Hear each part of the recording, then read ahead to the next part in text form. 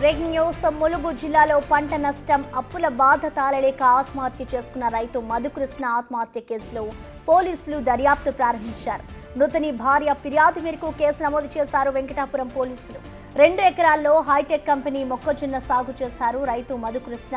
పంట నష్టం రావడం, అప్పుల పాలు కావడంతో పురుగుల మందు తాగి సూసైడ్ అటెంప్ట్ చేశాడు మధుకృష్ణ. అతన్ని వెంటనే వరంగల్ ఎంజీఎంకు తరలించగా చికిత్స పొందుతూ మృతి చెందాడు. ఈ ఘటనపై ఇప్పటికే లోతైన దర్యాప్తు చేయాలని కలెక్టర్కు ఆదేశాలు జారీ చేశారు మంత్రి సీతక్క.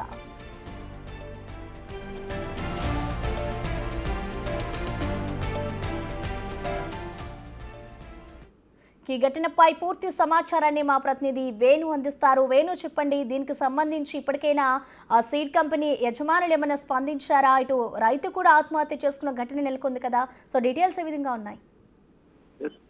మధుకృష్ణ 2 రోజుల క్రితం సూసైడ్ అటెంప్ట్ చేయగా నిన్న చికిత్స పొందుతూ మృతి చెందగా ప్రస్తుతం అయితే తనకు సంబంధించిన వ్యవహారం లోపల తన భార్య ప్రసన్న ఫిర్యాదుని పోలీసులు 194 ఆఫ్ BNSS కింద కేసు నమోదు చేసుకుని దర్యాప్తు చేస్తున్నారు. అందులో ప్రధానంగా అప్పుల పాలు కావడము, అదేవిధంగా మొక్కజొన్న సాగు సంబంధించి ఎన్ని అప్పుల పాలే పూర్తి డేటా కూడా సేకరిస్తున్న పరిస్థితి. అయితే ఇందులోపల విచారణలో భాగంగానే సూసైడ్ కిందనే మొదటగా FIR నమోదు చేశాము. విచారణలో భాగంగా అసలు ఎవరి కారణంగా తను సూసైడ్ పాల్పడ్డాడో ఆ వ్యక్తులను చార్జ్ షీట్ లోపల కూడా మేము పేర్లు ఇన్వాల్వ్ చేస్తామంటూ కూడా పోలీసులు చెప్తున్నారు. ఇక ఇదే ఘటనలో కూడా గత ఫిబ్రవరి నెలలో కూడా 11వ తేదీన చందర్రావు అనేటువంటి ఒక రైతు, చింతపల్లి గ్రామానికి చెందిన రైతు కూడా ఇదే విధంగా సూసైడ్ చేసుకున్నాడు. ఆ ఘటనలో ఆర్గనైజర్ పై చర్యలు తీసుకుంటామని చెప్పి కూడా పోలీసులు ఆ కేసును పూర్తిగా నీరుగార్చి సూసైడ్ కేసుగానే దాన్ని క్లోజ్ చేసింది. అంటే అదే విధంగా ప్రస్తుతం మధుకృష్ణ కేసు కావద్దు, పూర్తిగా దీనిలో ఆర్గనైజర్లు వెనుకున్న వ్యక్తులు సీడ్ కంపెనీలకు సంబంధించిన ప్రతిల కారణంగానే సూసైడ్ చేసుకున్నాడు కాబట్టి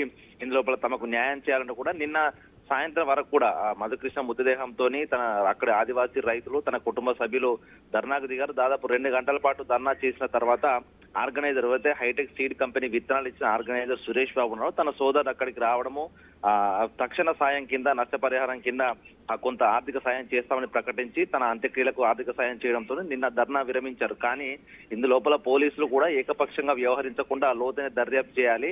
ఈ సూసైడ్లన్నిటికీ ప్రధాన కారణము హైటెక్ కంపెనీలకు సంబంధించినటువంటి ప్రతినిధులే, దాంతో పాటుగా ఆర్గనైజర్లే అంటూ కూడా రైతులు చెప్తున్నారు. సో మొత్తంగా పోలీసు విచారణలో లోతైన విచారణ లోపల ఆ కంపెనీకి సంబంధించినటువంటి ఏ అంశాలు బయటకు వస్తాయో చూడాలి. ఇక మరోవైపు ఇదే విధంగా గత కొన్నేళ్ల నుంచి సూసైడ్లు జరుగుతున్నా కూడా పోలీసులు వీటిపై ఓన్లీ సూసైడ్ కేసులుగానే పరిగణిస్తున్న నేపథ్యం లోపల పూర్తిగా మంత్రి సీతక్క నిన్న కలెక్టర్ తో మాట్లాడారు.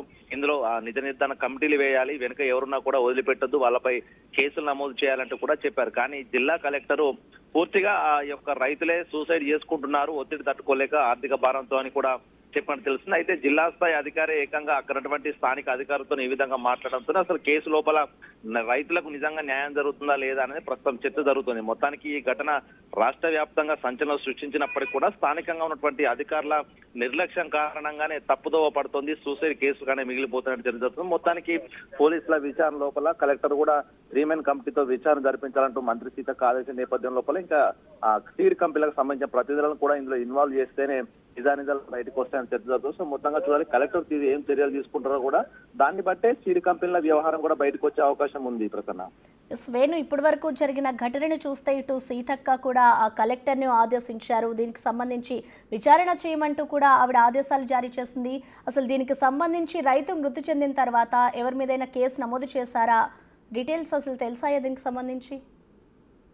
వరకు కూడా వెంకటాపురం పోలీసులు 194 BNSS కిందనే కేసు నమోదు చేసి సూసైడ్ కి సంబంధించి రిపోర్ట్ అయితే తీసుకోవడం జరిగింది. అంటే ఇందులోపల కుటుంబ సభ్యులు మధుకృష్ణ సంబంధించిన భార్య ప్రసన్నతో పాటు తన బంధువులు అన్నలను కూడా విచారించిన తర్వాత పూర్తి పంచనామా చేసుకుని ఎవరెవరి పేర్లను, ఎవరు తన అప్పుల పాలైనాడు, ఎవరి వాళ్ళ అప్పుల పాలైన పూర్తి డేటా సేకరించిన తర్వాత వాళ్ళు ఈ సూసైడ్ కారణం అనే దానిపై కూడా పోలీసులు రిపోర్ట్ చేయాల్సి ఉంటుంది. అయితే పోలీసుల ఎంక్వైరీ ఓ వైపు ఉండగానే మరోవైపు జిల్లా కలెక్టర్ కూడా ఇది ఒక కీలక అంశం కాబట్టి దీనిపై 3 మెన్ కమిటీ వేసి నిజ నిర్ధారణ చేయాలి, దీన్ని వెనుకున్న వాళ్ళపై ప్రత్యేకంగా కేసులు నమోదు చేయాలంటూ కూడా సీతక్క ఆదేశం. కానీ ఇప్పటి వరకు అట్లాంటి స్టెప్స్ జిల్లా కలెక్టర్ నుంచి జరగలేదు. స్థానికంగా ఉన్న పోలీసులు కూడా సూసైడ్ కేసుగానే పరిగణిస్తున్న నేపథ్యం లోపల దీనిపై అసలు ఏం చేయబోతున్నారు అనేది కూడా చూడాల్సి ఉంది.